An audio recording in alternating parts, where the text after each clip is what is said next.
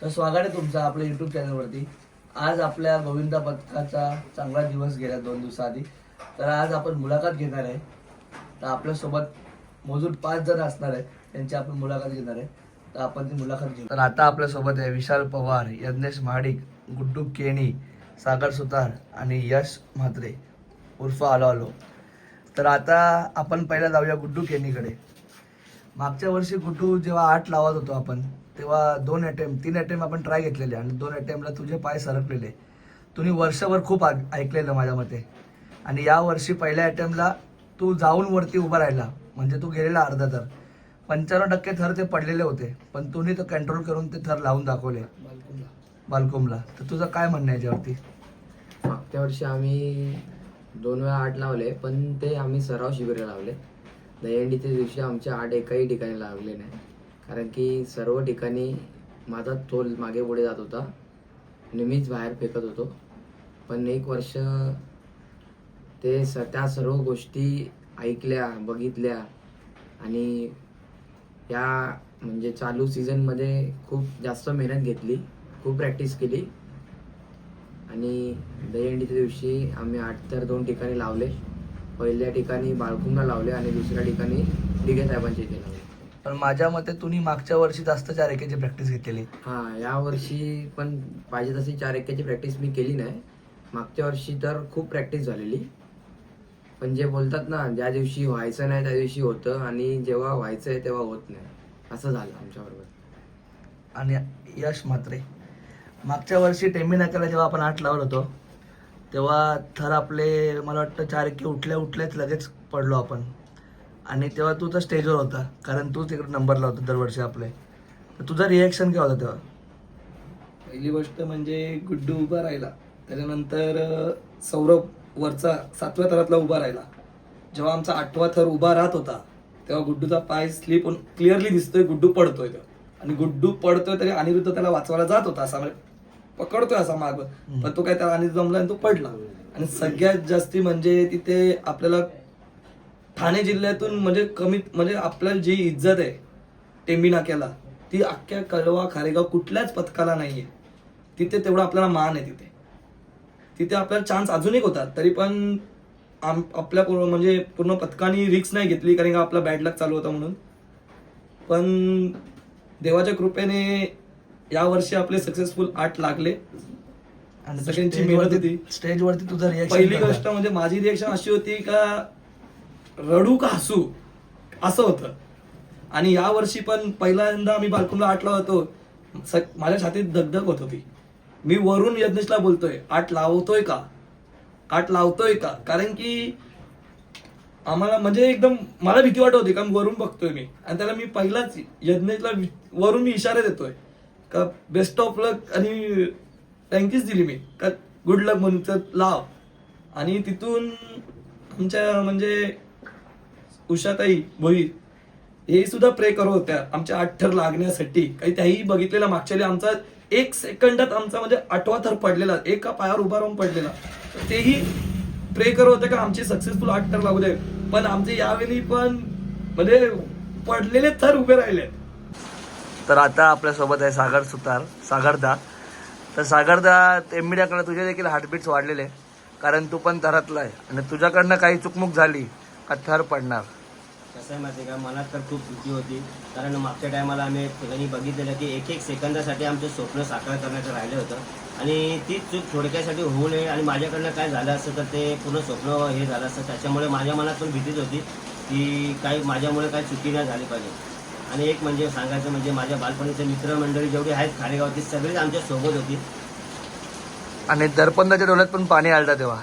अरे सगळीच जेव्हा थर लागले ना, जेव्हा टाळ्यांचा कडकडाट वाजला त्यावेळी सगळ्यांच्या डोळ्यात म्हणजे आनंदाचे अश्रू होते. त्यावेळी सगळ्या खारेगावातले जेवढे मित्रमंडळी होती तेवढे सगळ्यांच्या डोळ्यात पाणी आले ना. एक तो क्षण म्हणजे असा बघण्यासारखा क्षण होता, अविश्वसनीय. अविस्मरणीय. आणि आता येऊया Yagnesh Mahadik, master mind of 8 थर. याने आणि गुड्डूने खूप मेहनत घेतली आहे आपल्या या थरांच्या मागे. तर यज्ञेशचा तू तो बाहेर होता, तुम्ही ह्या ठरवलेलं का मी यावेळेस आतमध्ये नाही राहणार, जर गरज पडली तरच जाईन, नाही तर बाहेरनं मी थर पूर्ण हँडल करणार आहे. आणि तुझ्या सोबतीला विशालला पण तुम्ही ठेवलेलं.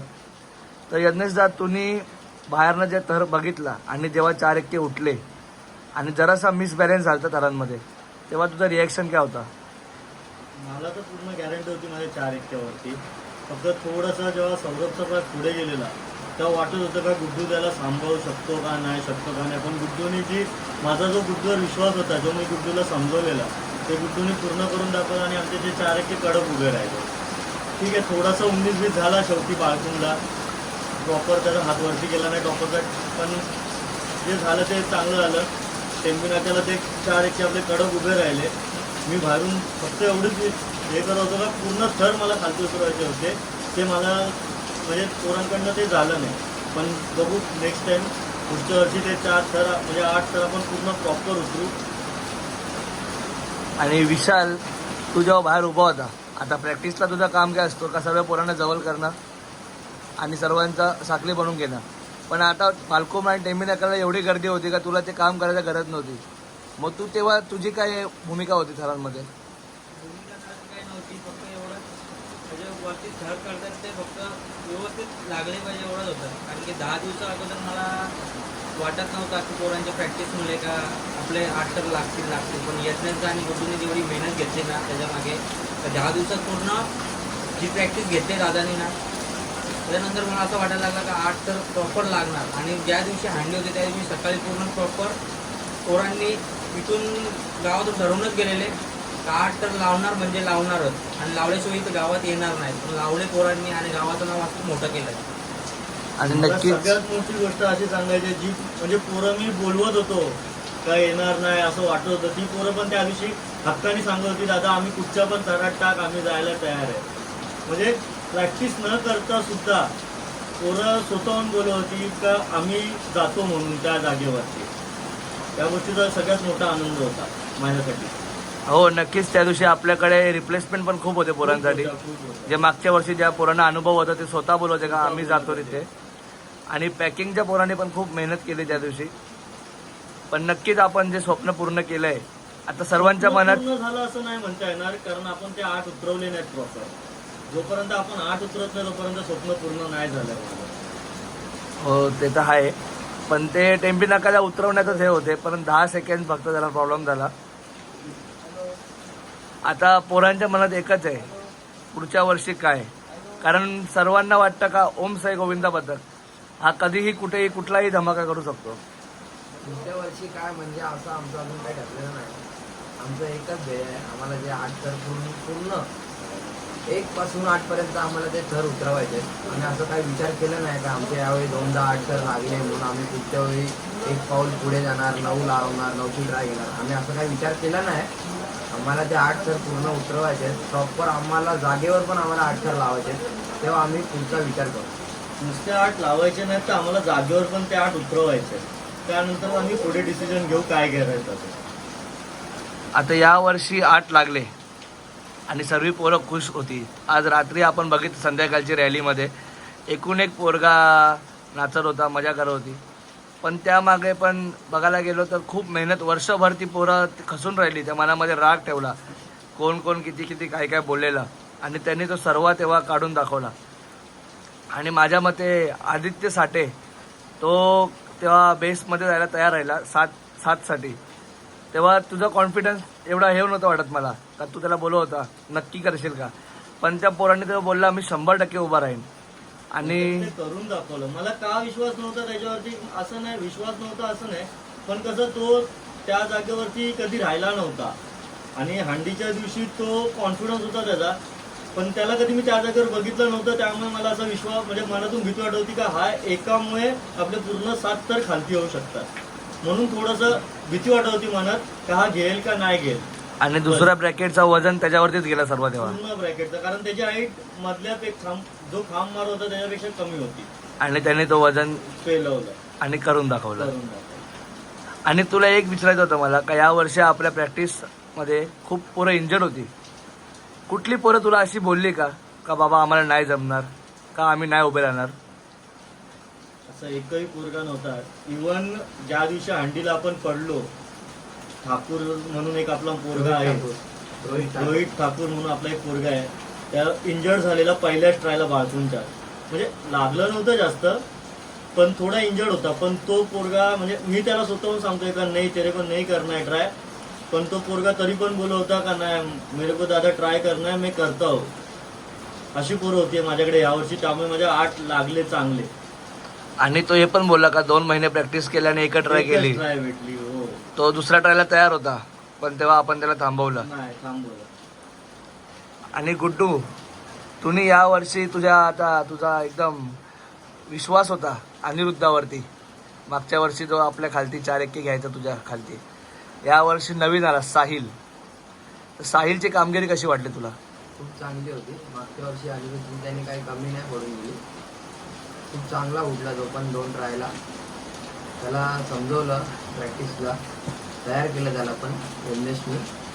चांगला उठला तो पण 4 आणि साहिलने जसं तुला वाटलं कुठे का साहिल कुठे कमी पडतोय? म्हणजे त्याला जो तिथे कमी पडत होता त्याला आम्ही समजवतो, सांगत होतो मागच्या वर्षी त्या गोष्टी. अनिरुद्धही त्याला समजवत होता, असं करायचं तसं करायचं आहे, असं हात द्यायचा आहे, असं सरळच्या सरळ उठायचं आहे, उठल्यानंतर पाय पकडायचा आहे.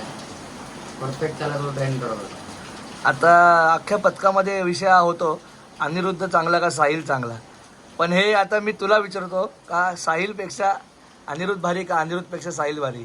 कोण भारी कोण कमी नाही, दोघं सारखे समान आहेत, दोघं चांगले उठतात. आणि मला मागच्या वर्षी संदीप दादांनी बोललेली एक गोष्ट आठवते का या 8 टनांमध्ये जो 6व्यावरती आहे म्हणजे तू, ही मेन जागा आहे जी मागच्या वर्षी त्यांनी सांगून गेले ते आपल्याला.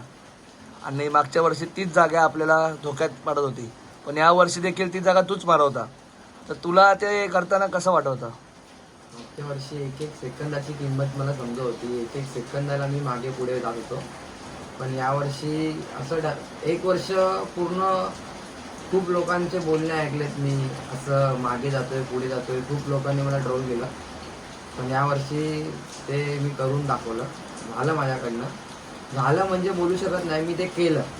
कारण की निव्वळ बालकुमला आम्ही पडण्यातच जमा होतो बालकुममध्ये. सौरभचा पाय पूर्ण पुढे आलेला आणि माझा पण डिसबॅलन्स झालेला, पुढे पडणारच होतो. परंतु देवाच्या कृपेने, असं बोलतात ना कुठेतरी देव साथ देतो, अशी देवानी साथ दिली आणि ते मला कंट्रोल झालं आणि आम्ही ते 8 उभे केले. आता 1 सेकंडचा महत्त्व तू बोलला. जेव्हा बालकुमला 1 सेकंडसाठी तुझा डिसबॅलन्स झाला तेव्हा तुझ्या मनात काहीतरी आलं असेल नक्कीच. तो मनात असं काय आलं नाही. एवढ्या दिवसाची मेहनत, एवढ्या मुलांचे स्वप्न, त्या 1 सेकंदाने माझे पूर्ण स्वप्न आणि एवढ्या मुलांची मेहनत 1 सेकंदाने पूर्ण भरून काढली. ठीक आहे. तर सागरदा, जो तुझ्या वरनं जातो म्हणजे सिद्धू एवढे दिवस लेट पोचव होता, पण या प्रॅक्टिसच्या टायमाला त्यांनी पण खूप सिद्धूने डाऊन बोलला. अख्ख्या पथकातली मला वाटतं 99 पोरं तरी त्याला बोलत होते का सिद्धू डाऊन बोलतो. आणि जेव्हा आपण थर लावत होतो बालकुमला किंवा टेंबी नाक्याला, तेव्हा सिद्धू पोचत होता टाइम टू टाइम आणि तो कस काढवता वरती, असं मला गुड्डू पडणं समजलेलं. आणि त्यावेळी कसं मध्ये सगळ्यात भारी जोश होता. सगळ्यात पोरांमध्ये सिद्धूचंच नाही, सगळ्या पोरांमध्ये चांगला जोश होता. त्यांना सगळ्यांना एकच फक्त इथून निघताना ठरवूनच निघालेलं, फक्त 8 लावायचे म्हणजे लावायचे, हेच फक्त डोक्यात घेऊन चालवत होते आणि त्या हिशोबानेच सगळे करत होते. बट टेमीना गेल्या यावर्षी सगळ्यात चांगले थर आणि कडक बोलतात ना 8 थर तसे लागले आणि उतरवले. पण तिसऱ्या थरावर म्हणजे काय थोडक्यात काय कुठे झालं अजून मला समजलं नाही, पण तिसरा थर फक्त खालती पडला. तिसऱ्या वरून बरोबर सगळे 5 थर उतरलेले. हा, ते जरा चुकमुक झाली शिडीमध्ये तेव्हा. हा, ते मजाक मस्ती नाचता कोणाचा तरी पाय स्लिप झाला, त्याच्यामुळे ते पडलं. बाकी सगळे आमचे पुढच्या वरी बघूया काय घेतात. तर यज्ञेश गुड्डू हे काय त्यांचं म्हणजे पुढचे मोठं स्वप्न सिद्ध करतात का नाही आता ते समजेल. आता टेंबी नाक्याला आपण 8 लावले, पण तेव्हा आपल्याला सन्मान चिन्ह कुठला भेटलाय पाहू शकतो आपण. या मागचं कारण काय होतं? कारण की या म्हणजे आपल्या तिथे जो सुधीर कोकाटे नगरसेवक आहे टेंबी नाक्याला, त्याचा मुलगा हा आपला खूप खास मित्र आहे. तर तिथे तो आपल्याला हे पण करत होता का सांगत होता की कॉम्पिटिशनला तुम्ही जा, तुमच्या जिंकायचे चान्सेस आहेत. पण मी सगळ्यांशी बोललो, सगळ्यांचं म्हणणं काय असं होतं, आपल्या कॉम्पिटिशन नको, आपण थकलोय. नाही तर आपल्याला कॉम्पिटिशन मध्ये पण देखील आपण सिलेक्ट झाले होतो. आपण कॉम्पिटिशन मध्ये सिलेक्ट झालो असतो तर चित्र अजून काहीतरी वेगळं असतं. संध्याकाळचं काहीतरी नवीन काहीतरी आपलं दिसलं असतं, पण आपण नाही केलं. पण पुढच्या वर्षी नक्की आपण त्या कॉम्पिटिशन मध्ये जाणार. टेमी नाक्याच्या. आणि नक्कीच जिंकू पण आपण हो, तिकडे. आणि टेमी नाक्याला सलामी मारणं हे कुठल्याही पथकाचं काम नाहीये तिथे. तिथे नंबर लागणंच ही मोठी गोष्ट आहे. आणि माझी एकदा इच्छा आहे का तिकडची हंडी एक ना एक दिवस तरी ओम साई गोविंद पथक फोडणार, एक ना एक दिवस तरी. भले या पुढच्या वर्षी नाही का त्याच्या पुढच्या म्हणजे येणाऱ्या काळात तरी एक ना एक वर्ष ओम साई गोविंद पथकाच्या नावाने सोन्याची हंडी, दिघे साहेबांची हंडी असणार. हा तुझं एकट्याचं स्वप्न नाही, अख्ख्या पथकातल्या सर्व पोरांचं स्वप्न आहे आणि तो देखील आपण साकार करून दाखवूया येणाऱ्या वर्षात. फक्त आपल्याला तो दुसऱ्या पथका म्हणजे आपल्याला थोडा आपण एक पाऊल मागे, त्या एक पाऊल आपल्याला चढलो की आपल्याला ती हंडी भेटणार म्हणजे भेटणारच. नाही, आपण एक पाऊल मागे नाहीये, आपण शर्यतमध्ये आहे. शर्यतमध्ये तेच बोलला. आपण मागच्या वर्षी एक पाऊल मागे होतो, या वर्षी आपण शर्यतमध्ये आहे. कारण या वर्षी ठाण्यात जे नऊ लावणारे होते त्यांचे कोणाचेच नऊ नाही लागले. जर आपण मागच्या वर्षी 8 लावले असते तर कदाचित आपण या वर्षी 9 लावतो. पिक्चर वेगळं असतं. पुढच्या वर्षी आपले प्रयत्न 100% असतील. प्रयत्न तर आहेत. देवाच्या कृपेने झाले सक्सेस तर आपण 9 पण उभे करणार आणि सोन्याची हंडी आपणच फोडणार. नक्कीच.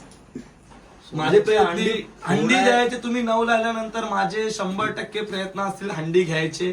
ते माझ्यावर सोडा, तुम्ही फक्त 9ची लावायची साथ द्या, हंडी घ्यायची साथ माझी. आता आम्ही इथे बसून तर बोलू शकत नाही. नाही, आम्ही ते नऊ त्या लावलो. दिवशी आता ते दुसरं सगळं नवीन वर्ष येईल, 200-300 पोरांचं मेहनत आहे. येतील नवीन practice मुलं ला, येतील, नवीन तेव्हा practice ला, नवीन ठरवायचं मुलांच्या नऊ याच्यावरती. असं लावायचा का आमचा विचार नाही. आम्ही जे सध्या तरी आमचे माझं मत आहे 8च तेच उतरवायचे. उतरवायचे आम्हाला बस. नाहीतर मग आपण याच वर्षी आपल्याला हंडी भेटायचे चान्सेस होते.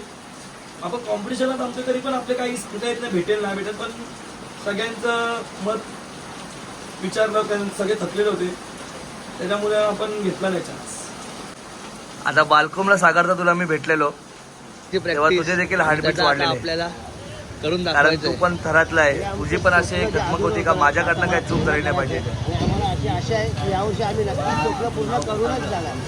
पथक म्हणून तर त्यावेळी माझ्या हृदयात एवढं छातीत होतं वाढले की माझ्याकडनं काही चूक नाही झाली पाहिजे. कारण मागच्या टायमाला आम्ही बघितलं 1-1 सेकंदासाठी आमचं स्वप्न वर्षभरासाठी थांबवून ठेवावं लागलेलं.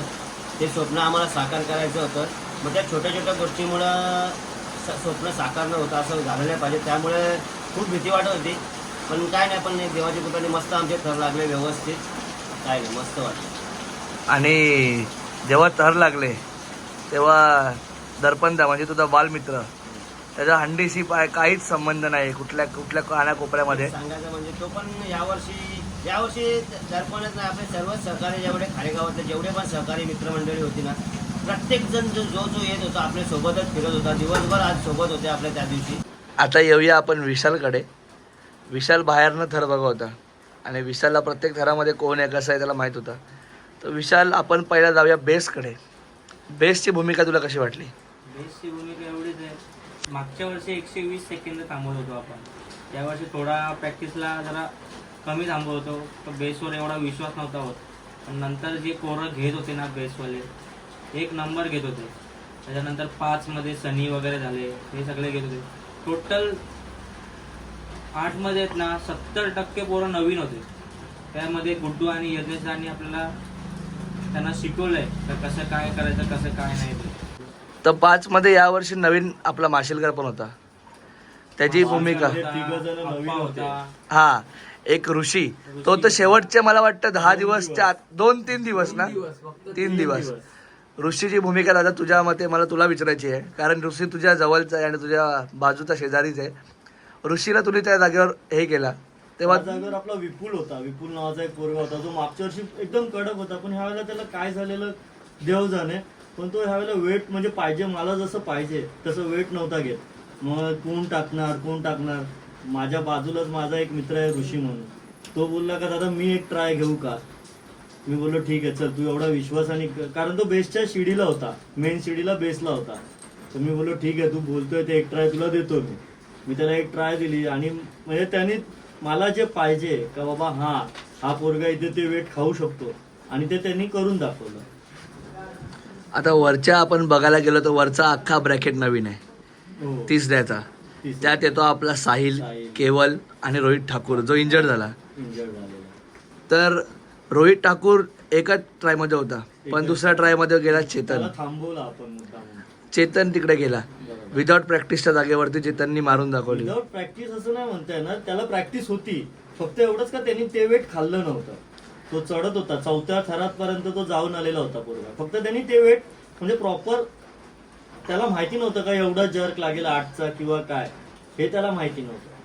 आणि उतरताना माझ्या मते चेतनकडनंच काहीतरी चुकूक थोडं, झाली. हा म्हणजे ठीक आहे एवढं तर समजू शकतो आपण, कारण तो फर्स्ट टाइम ते त्या 8च्या ट्रायला चढलेला आणि त्याने करून दाखवलं. आणि त्याने ते करून दाखवलं.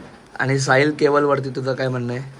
साहिल केवलनी तर म्हणजे त्यांच्याबद्दल तर मी काहीच बोलू शकत नाही, कारण त्या दोघांमध्ये तिघांमध्ये जो जोश होता तो कोणामध्येच अख्ख्या प्रॅक्टिसमध्ये कधी दिसला नाही मला. आणि वरती करण, सिद्धू आणि सोहन. सोहनच्या बाबतीत मला एक तुला म्हणायचं होतं का सोहन जेव्हा बाल्कोमध्ये पडला, सोहन वरनं खालती आलता, सोहन वरती कोणतरी पडला, सौरभ आपलं सोहनवरती पडलेला, ज्या मानेला फटका लागलेला सौरभ. सोहनचे वडील देखील तिकडे होतं तेव्हा.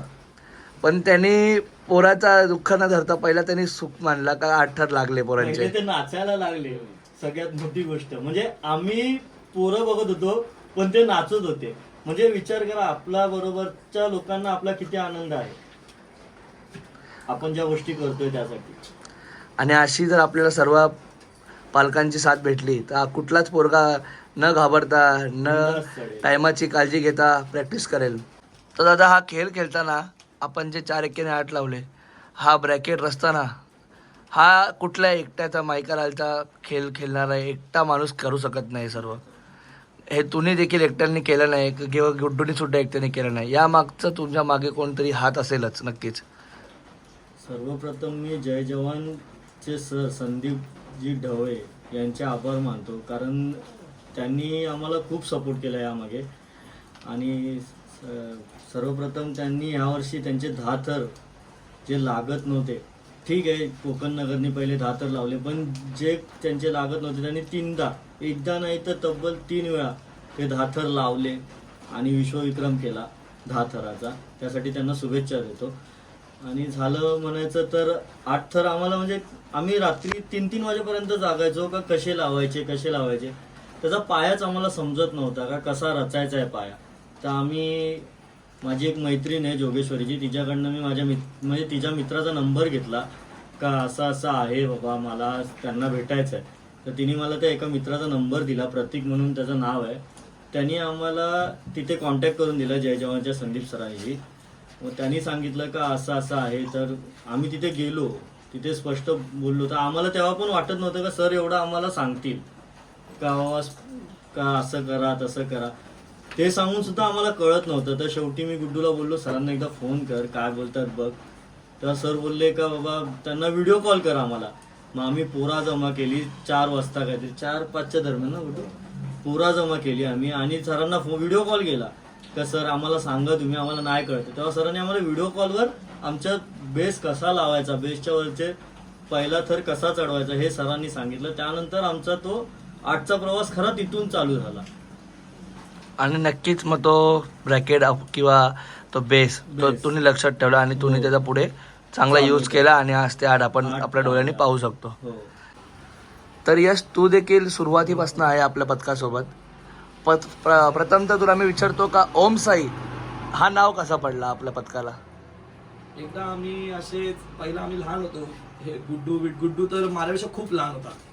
आम्ही लहानपणी असे क्रिकेट खेळायचो. जर पावसाळ्यात असं तर हंडी जो सण यायचा त्या सणाची मजा घ्यायचो, म्हणजे खूप एन्जॉय करायचो. तर तेव्हा आम्हाला मटकी विटकी असं काही गोष्टी नव्हत्या. तर तेव्हा आम्ही फुगे बांधायचो. फुगे नाही बांधले तर मग आम्ही कोणाच्या घरी कोणा लग्नाची मटकी आहेत का कोणाकडे असे ओळखी नात्यांमध्ये जायचो, लग्नाची नाणे बोलतात, तर ते बांधून आम्ही हंड्या फोडायचो. या असे आम्ही 2 थर 3 थर लावून आम्ही मोजून 7-8 जण असायचो तेव्हा लहानला.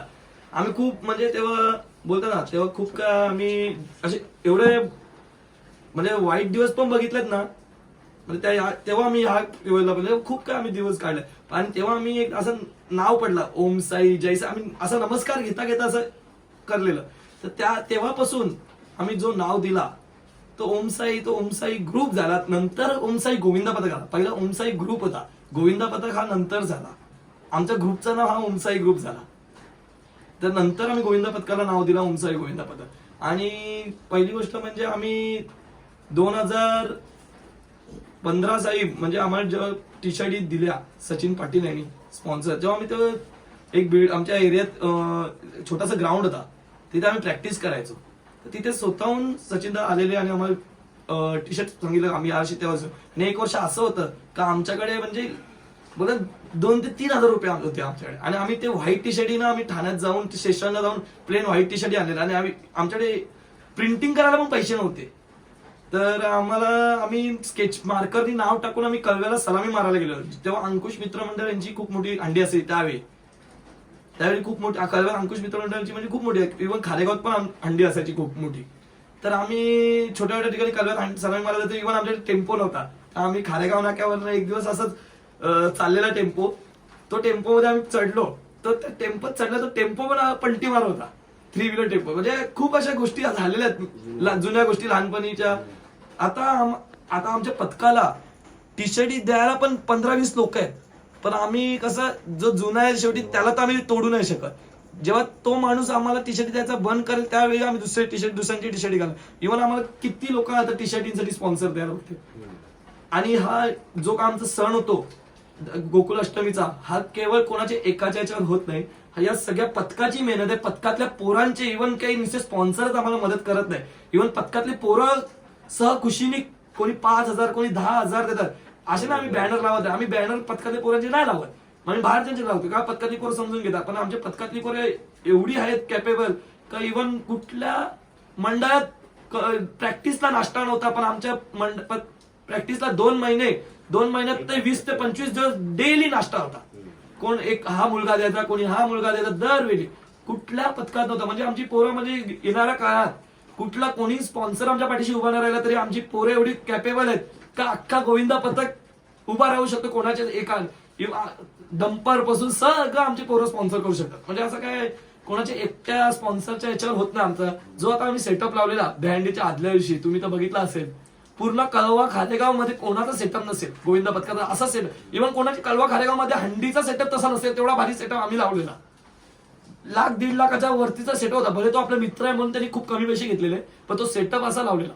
पण तो पण आम्ही म्हणजे सगळा पोरांचा जोश आणि जी मजा करतो त्या मजेच्या मुळे ती पोरं आमची टिकून आहेत. ही कोणी एका स्पॉन्सर आहे काय असं काय नाही, सगळी पोरं आमची म्हणजे गरज पडली तर सगळी उभी राहू शकतात अशी पोरं आहेत आमच्या.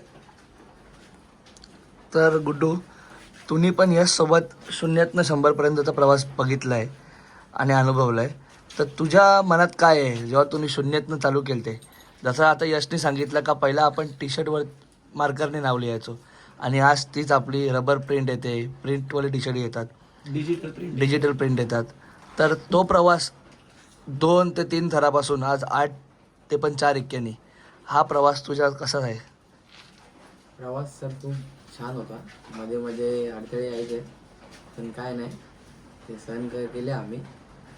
मागच्या वर्षी तर खूप मोठा प्रसंग आला आमच्यावर. आमचा एक मुलगा इंजर्ड झाला, त्याचा हात फ्रॅक्चर होता, त्याचं ऑपरेशन झालं. त्याच्यामुळे आम्हाला खूप लोक बोलले का तुम्ही 4 एक्क्यानी 8 कशाला लावता, 3 एक्क्यानी लावा. पण आम्ही त्याआधी 4 एक्क्यानी 8 लावलेले सरावाला.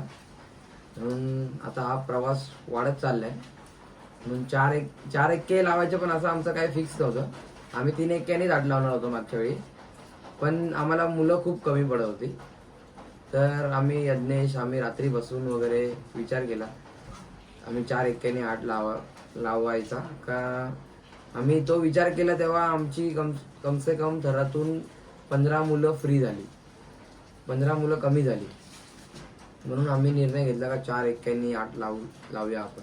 आणि 0तून प्रवास तर पहिल्यापासून मंडळ तर दरवर्षी 0च असतं, कारण की जेवढे पैसे येतो आम्ही सर्व म्हणजे एन्जॉयमेंटमध्ये, हंडीच्या दिवशी एन्जॉयमेंटमध्ये सर्व आम्ही खर्च करतो. दरवर्षी मंडळ 0तूनच उभं राहतं आणि सर्व स्पॉन्सर्स असतात, सर्व मंडळाची मुलं असतात, सर्व हेल्प करतात. असं नाही का कोण आम्हाला म्हणजे एकटाच सर्व देतो.